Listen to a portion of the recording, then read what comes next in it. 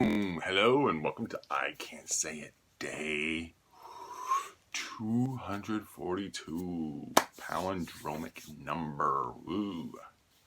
Love it. Anyway, so I am still wearing the same clothes that I rode home from work in today. It was a nice bike ride. The same distance, 18.3 miles more or less, but the time was a fraction of a second less than my personal record. So that means that my new personal record is now something like 1 hour, 11 minutes, and 30 something seconds. So very happy about that. I will be riding into work tomorrow, but I do not ever expect my time, to be less than the time it takes me to get home. First of all, because I'm doing the ride in the morning, and secondly, the ride has more left turns. And as you all know, making a left turn requires that you stop and then make a left turn to go. And yes, there are a number of left turns that need to be made in the ride. And that's just the way it is. So when I'm coming home, there's still some left turns, but there are fewer of them. There are more right turns. And so when there are more right turns, then there's less stopping. And there's that. Okay, so this week, there's that word again. So this week I will only have 36 miles, but if I add the 36 to the other miles that I've accumulated, I should be at about 550 for the year, which is a good number. It's the Labor Day weekend, so that means that I'll probably ride Tuesday, Wednesday, Thursday, Friday. That'll be good. Trying to get back up to the 72 miles per week, and sometimes trying to throw in just a little bit longer ride just to get up to, maybe 20 miles. Then what I need to do is on a weekend or something is do a longer ride to make my shorter rides go that much quicker, because only when the legs get used to the longer rides and the shorter rides, you can build up. You can actually, get some speed going. But there hasn't been the time to do that yet. But we shall see, won't we? There's not too much else today going on. We did have the funeral for John McCain, which was on TV today at lunchtime. I saw Joe Biden's former vice president, Joe Biden, speaking.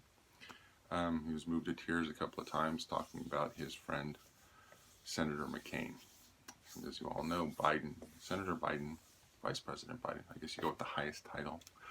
Vice President Biden was a member of the Democratic Party, and Senator John McCain, a member of the Republican Party, and yet they still manage to get along. For those of you that don't know, there was a time in the not too distant past when senators and representatives didn't travel home all the time. They would stay in Washington, D.C., and they would be there with their families. And frequently they would have other representatives or other senators over to their house so that they could, just get to know each other on a personal level, which can help when it comes to working things out like we expect things to happen in our Congress. But that doesn't happen anymore. Now our senators and representatives fly back home.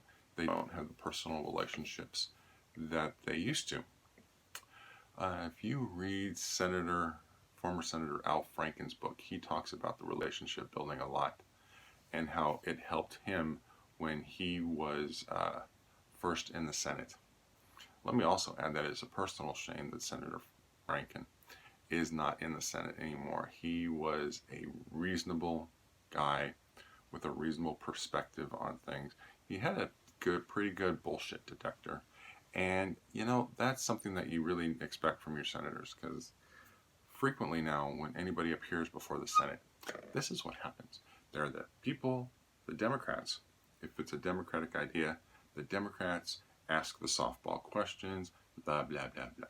The Republicans ask the tough questions and try to get the person with gotcha questions. So that's not really, not what you're supposed to do. You're supposed to arrive at some sort of consensus as to what it is that you want to do and work from there. But man, they do not have it all together there. And honestly, you got to blame the leadership. It starts with the president. It starts with Senator McConnell. We also have to blame Speaker Ryan. These guys are not doing the leading that we need to see from our representatives and our senators. It's just not happening. And it's honestly, they have forgotten Franklin Covey's step 3, I think it is step 3, step 4, which is win-win. Unfortunately, right now, it's win at all costs. It does appear that the Republicans are much more all win at all costs. Democrats, I do see, tend to be a little bit more engaged in the give and take, to try to come out with a fair outcome. But the Republicans right now, when you listen to them talk, it's like, what are you thinking? Where is your brain on this? Why are we not achieving what we need to achieve? And it's because they can't let the Democrats win. Because if the Democrats start winning, then that means the Democrats have the good ideas. And if the Democrats have good ideas, then the people are going to think, well, hey, wait a minute. We can vote for the Democrats and we're going to get, more of their good ideas in there. And it's like, oh my God. Because if you look at the numbers, based on party registration, 30% of people are Democrats, 30% are Republicans, 40%, let's do the math properly, 40% are independents, and so you got to swing those guys. I am in that middle group there of independents. But the Republicans have done nothing to swing my vote toward them. They are so against everything that you can't win my vote.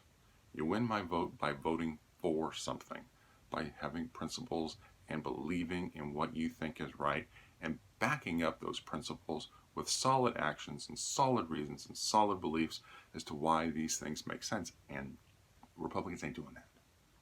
The Democrats are not doing as good a job either. I would like to see a clear, concise message from Democrats coming on, saying this is what we believe in, this is what we're going to do, and yes, we fully understand that you are the minority party right now, and that if you say you're going to do it, we understand why you can't get it done. We totally get it. But that's probably why we're going to vote for Democrats in November, because it's going to be interesting if the Democrats are in the House and the Senate, but Trump is in the presidency. That means if these guys pass anything, what's he going to do? Sign or veto.